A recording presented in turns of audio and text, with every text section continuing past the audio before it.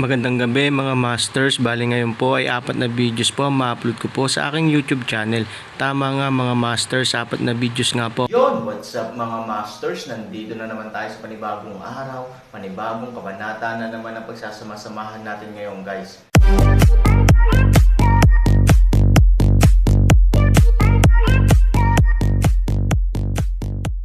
Bali mga masters, kung bago ka pa lang po sa aking YouTube channel, please click the subscribe button, lalong-lalo na po yung notification bell guys, para maging connected pa rin tayo sa isa't isa at maging updated kayo sa mga susunod ko pang video. Bali mga masters, bago natin umpisahan ng kwento ay mag-shoutout po muna tayo para sa mga solid nating tagapakinig. Shoutout kay Norlisa Sugay at shoutout kay Ronel Santo. Yun na nga mga masters, no? Bali hindi na ito patagalin. In 3, 2, 1, let's go!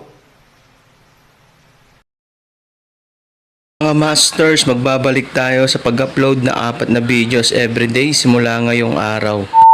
Kabanata 2,961 hanggang 2,965.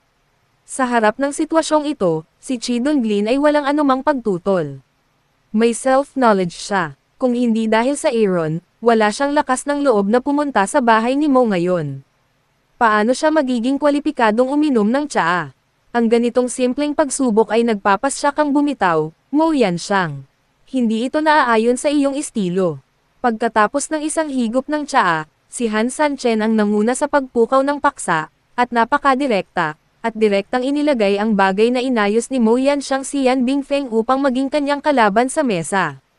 Ngayong nabuksan na ang skylight para sabihin ang totoo, hindi si Mo Yanxiang ang uri ng tao na maglakas loob na gumawa ng isang bagay o hindi. Nakangiti niyang sinabi, ang iyong lakas ay higit pa sa inaasahan ko. Si Yan Bingfeng ay hindi ang pinakamalakas sa Yanjing, ngunit siya ang pinakamakapangyarihan sa mga nakababatang henerasyon, at ikaw ay mas bata sa kanya. Pagkatapos ng isang paghinto, nagpatuloy si Mo Yanxiang, ang hinaharap na mundo ay ang mundo ng mga kabataan. Ang enerhiya na maaaring ilabas ng iyong potensyal na stock ay lampas sa aking imahinasyon. Sa makatuwid, pagkatapos timbangin ang mga kalamangan at kahinaan, sa palagay ko ay wala dahilan para mapaglabanan ka ng pamilya mo. Hindi makikipagkompromiso si Mo Yanxiang sa Aaron dahil lang sa isang laban. Mas matagal niya itong iniisip. Kung tutuusin, matanda na siya ngayon, at ngayon lang nasa ilalim ng kanyang impluwensya ang pamilya mo. Sa sandaling bumalik siya sa lowest plateau, hindi may iwasang magbago ang katayuan ng pamilya mo sa Yanjing. At saka, wala na talagang makakasuporta sa pamilya mo ngayon. Baka pagkatapos ng kanyang kamatayan, ang pamilya mo ay matatalo ng mga inapo na iyon, na hindi iyon ang gustong makita ni Mo Yanxiang. Kung magagawa nating bumuo ng pagkakaibigan ang mga inapo ng pamilya mo at Aaron, maaaring maipagpatuloy ng pamilya mo ang kaluwalhatian nito. Tahimik na nakinig si Aaron, hindi sumagot, dahil alam niyang may sasabihin si Mo Yanxiang. Maaari kong isuko ang lahat ng natamo ng pamilya Chi, at makakatulong din ako sa pamilya Chi na magkaroon ng mas malaking pag-unlad, ngunit mayroon akong isang kondisyon. Sabi ni Mo Yanxiang, sabihin mo sa akin, sana maging manugang ka ng pamilya mo. Maraming magagandang angkan sa pamilya mo. Pwede kang pumili kung gusto mo. Bata pa sila ngayon. Kung sila ay lumaki at magbabago ang hitsura sa hinaharap, pwede kang pumili ulit. Sabi ni Mo Yanxiang. 3,000 ng isang subo ng tsaa sa lalamunan, halos hindi spray out. Matagal na niyang inaasahan na si Mo Yanxiang ay gagawa ng mga kondisyon para sa kanya, ngunit hindi niya pinangarap na ito ay magiging ganoong kondisyon. Pumili casual, at hindi nasisiyahan sa hinaharap, maaari pa ring magbago, ito ay kung ano ang mahiwagang ideya. Ubo, Mo Yanxiang, gusto mo bang masakal ako hanggang mamatay? Sabi ni Han na walang imak na mukha. Dapat kong tiyakin ang pag-unlad ng pamilya mo sa hinaharap, at ikaw lang ang makakapagpatuloy ng kinang ng pamilya mo. Mukha namang seryoso si Mo Yanxiang at hindi niya gustong magbiro. Ito ang pinakaligtas na paraan na naiisip niya. Sa kanyang opinyon, ang pakikipagtulungan kay Feng Chen ay hindi rin matatag. Pagdating sa mga relasyon sa pamilya, ang Aaron ay makakapagtrabaho ng buong puso para sa pamilya ni Mo. Imposible naman. Masayang tumanggi si Aaron na ang kanyang asawa ay si Ivory. Kahit na siya ay muling ipanganak, hindi mababago ng Aaron ang katotohanan ito, kaya ang ibang mga babae ay wala sa pagsasaalang-alang ng Aaron. Bakit? Naguguluhang tanong ni Mo Yanxiang, sa kanyang opinyon, hindi maaaring tumanggi ang Aaron, pagkatapos ng lahat, ito ay isang magandang bagay para sa Aaron. Bagamat mayroon siyang Feng Chen ngayon, ang Feng Chen ay isang maliit na kumpanya lamang. Maaari man itong umunlad sa hinaharap, malayo ito sa impluwensya ng pamilya mo. Sa pamilya ni Mo, ang kanyang pag-unlad sa hinaharap ay impluwensya ng pamilya mo. Sa pamilya ni Mo, ang kanyang pag-unlad sa hinaharap ay hindi lamang makakabawas ng maraming problema, ngunit magkakaroon din ng mas mataas na limitasyon sa itaas. Ang lahat ng pagtanggi ng Aaron ay lampas sa inaasahan ni Mo. Nagulat din si Chi Donglin. Ang ganitong uri ng magandang bagay ay nahulog sa Aaron. Tumanggi siya. Ito ay talagang bata at ignorante. Higit pa rito, sinabi ni Mo Yanxiang na kung hindi siya kontento sa kanyang kasalukuyang pinili sa hinaharap, maaari niya itong baguhin kung gusto niya, kaya hindi niya kailangang mag-alala tungkol sa pagpili ng mga pangit na tao. Hindi ako interesado sa mga babae ni Mo. Simpleng sabi ni Aaron. Hindi mo pa nakikita. Don't say it so absolutely. Alam mo bang maraming humahabol sa labas ng Mo Girls ko, katulad ni Mo Yu na ngayon mo lang nakilala, hindi ba sapat na ang ganda? Sabi ni Mo Yanxiang. Si Mo Yu ay top-notch sa parehong hitsura at figure, ngunit ang Aaron ay hindi makatuon sa mga babaeng ito, kaya ang kanilang kagandahan at kapangitan ay hindi ang pinagtutuunan ng pansin ng Aaron na pinili. Kung gusto mong gawing kondisyon, natatakot ako na hindi natin ito mapag-usapan ngayon. Sinabi ng Aaron attitude firm. Huminga ng malalim si Mo Yanxiang, sinabi, binigyan kita ng sapat na mukha, ngunit nagbayad din ng malaking halaga. Kung ano ang kinuha mo mula sa pamilya Chi, ngayon ay iniluwa mo na. Ito ba ay isang presyong babayaran? Aaron Wei. Lalong nagiging pangit ang ekspresyon ni Mo Yanxiang. Ang Aaron ay hindi nagbibigay sa kanya ng mukha. Hindi niya talaga siya pinapansin. Alam kong may backhand ka pa. Ipakita mo na dali, don't waste your time. Sabi ni Aaron. May mga plano nga si Mo Yanxiang, ngunit bilang huling paraan, ayaw niyang pumunta sa yugtong ito. Umaasa pa rin siyang makipagtulungan sa Aaron. Pagkatapos ng lahat, ang hinaharap na mundo ay mga kabataan. Ang nakakasakit sa Aaron, isang matalinong teenager, ay talagang hindi magandang bagay para sa hinaharap na pamilyang mo. Maliban kung mapatay natin si Aaron. Ngunit hindi sigurado si Mo Yanxiang tungkol dito. Tinanong pa niya ang pinakamakapangyarihang tao sa Yanjing Martial Arts Circle. Kahit siya ay hindi nakikita kung gaano kalakas ang Aaron. Paano maglalakas loob si Mo Yanxiang na kumilos ng padalos-dalos? Aaron, wala bang puwang para sa negosasyon? Tanong ni Mo Yanxiang, hindi. Hindi man lang naisip ni Aaron, kaya sumagot siya. Gustong sabihin ni Chi Donglin ang sapat kay Han Sanchen, dahil halatang nasa bingit ng galit si Mo Yanxiang. Kung galitin niya ang itim na tigre, hinding-hindi siya magkakaroon ng magandang wakas. Gayunpaman, ang kanyang posisyon ay hindi kwalipikadong magsalita, dahil hindi ka pumapayag na maging manugang ni Mo, paano ang isang 30 taong kasunduan sa pakikipagtulungan? Napaatras si Mo Yanxiang at hindi pinunit ang mukha sa Aaron. Ito ay dahil sa isang salita na sinabi ng pinakamakapangyarihang mandirigma ni Yanjing. Sinabi niya na ang tunay na lakas na itinatago ng Aaron, natatakot ako na ang buong Yanjing ay maaaring hindi makakahanap ng mga kalaban, kasama ang kanyang sarili.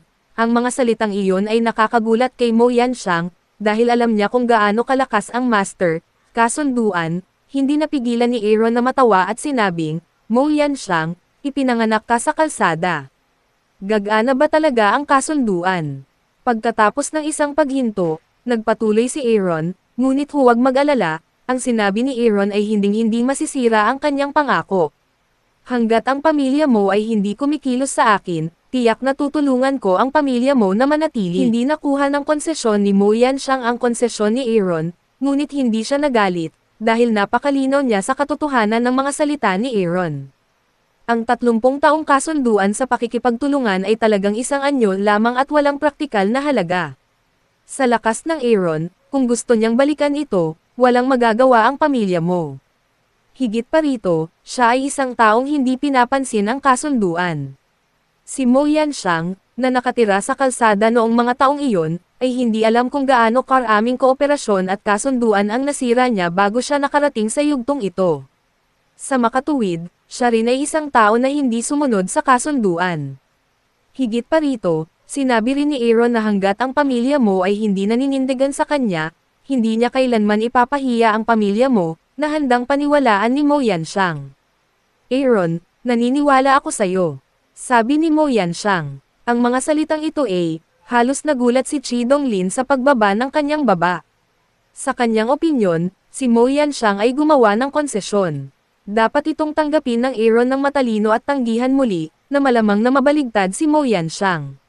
Ngunit hindi niya naisip na muli itong tinanggap ni Mo Yanxiang. Ano ang nangyayari? Ngayon ay tila ganap na binago ni Mo Yanxiang ang kanyang sarili, at hindi siya kilala ni Chi Donglin. Sa pagtingin sa mga mata ni Aaron, si Chi Donglin ay naging lubhang marangal. Alam niyang may napakadirektang relasyon ito sa Aaron na kaya niyang paulit-ulit na pagbigyan si Mo Yanxiang. Sa madaling salita, sa ilang mga paraan, ang Aaron ay nakakaramdam ng takot kay Mo Yanxiang, kaya gagawin ito ni Mo Yanxiang. Ngunit tulad ng isang bata, mas sanay ng kaunti, paano matatakot si Mo Yanxiang sa matandang ito? Hindi mo ba masasabi na sa posisyon ni Mo Yanxiang, hindi ka makakahanap ng taong makakaharap sa Aaron? Sa pag-iisip tungkol dito, hindi maintindihan ni Chi Donglin ang dahilan, ngunit sigurado siya na ang batang nagngangalang Aaron ay hindi kasing simple ng iniisip niya. Kung ang pamilya Chi ay makakapagtatag ng napakagandang relasyon sa kanya, tiyak na magkakaroon sila ng mas magandang pag-unlad sa hinaharap. Mo Yanxiang, hindi ko ine-expect na madali kang makikipagkompromiso. May iba pa ba akong hindi alam? Tanong ni Aaron kay Mo Yanxiang. Medyo matigas ang ekspresyon ni Mo Yanxiang. Sinabi niya noon na ang mga kabataan ay ang mundo ng hinaharap, habang ang Aaron ay ang pinakanamumukod tanging mga kabataan sa henerasyong ito. Kaya naman, alang-alang sa kinabukasan ng pamilya mo, dapat siyang bumuo ng isang tulay ng pagkakaibigan sa Aaron. Sa ganitong paraan lamang magpapatuloy ang kaunlaran ng pamilya mo. Ngunit ito ay bahagi lamang ng dahilan, at bahagi ng dahilan ay ang pag-imbestiga ni Mo Yanxiang sa Aaron.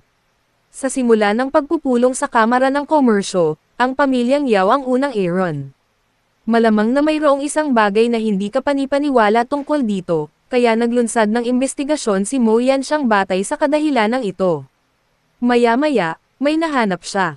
Sinaktan ni Yao Hanxing ang isang dayuhang mamamatay na organisasyon, at nabigo si Yao Yuhai na lutasin ang problema sa pamamagitan ng pagkapagod sa kanyang mga relasyon sa tahanan. Ngunit nang maglaon, ang bagay ay hindi maipaliwanag na naayos. Pagkatapos gumastos ng maraming pera, nakuha ni Mo Yanxiang ang katalinuhan. Lumalabas na ang bagay na ito ay may kinalaman sa Aaron.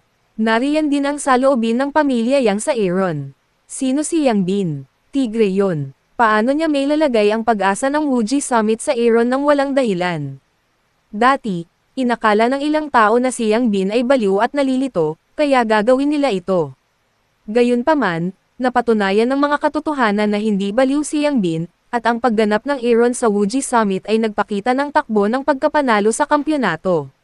Batay sa dalawang puntong ito, mas pagtutuunan ng pansin ni Mo Yanxiang ang Aaron.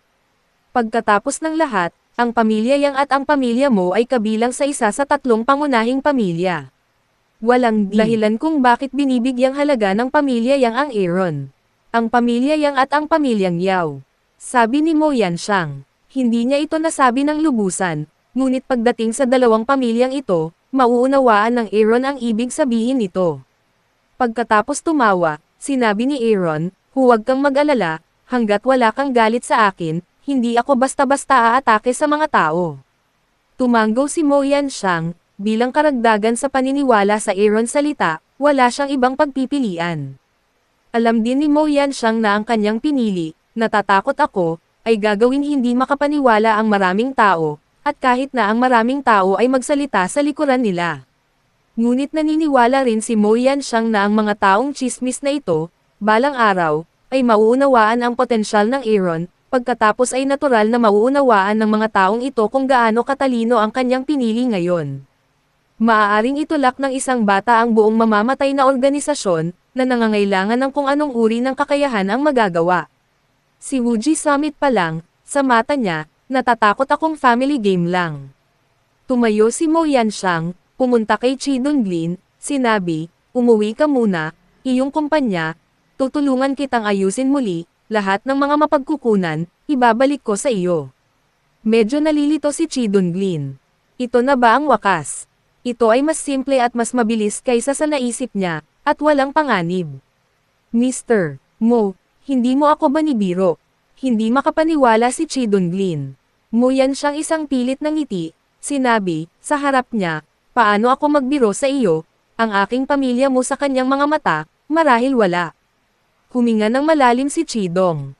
Anong klaseng immortal ang nakilala niya bago niya hinayaang sabihin ito ni Mo Yanxiang, sige, uuwi na ako sabi ni Chi Donglin, at umalis na, huwag kang mag-alala.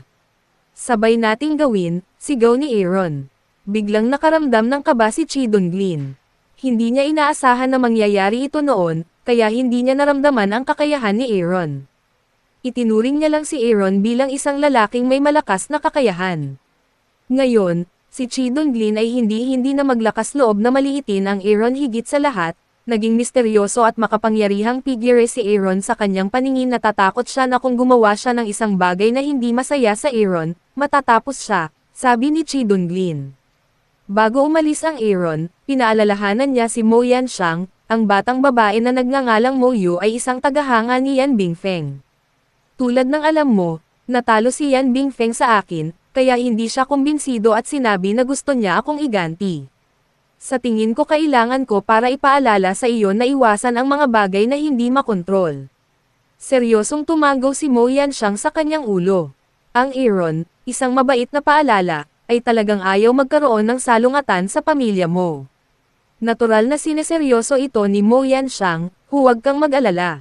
Ililinaw ko, hindi ko hahayaan na guluhin kanya, sabi ni Mo Yanxiang. Tumangaw si Aaron at umalis. Kaagad, pumunta si Mo Yanxiang sa kwarto ni Mo. Magulo ang kwarto ni Mo Yu. Lahat ng bagay na malaglag niya ay nabasag sa lugar. Yun na nga mga masters, no? Bali panibagong kabanata na naman yung natapos natin ngayong gabi. Muli, maraming salamat po talaga sa walang sawang suporta po sa aking YouTube channel na talagang inaabangan nyo po ang bawat upload ko po. Bali mga masters, magkita-kita ulit po tayo bukas ng gabi at ngayon po ay magpapaalam po muna tayo. Bali mga masters, bye-bye!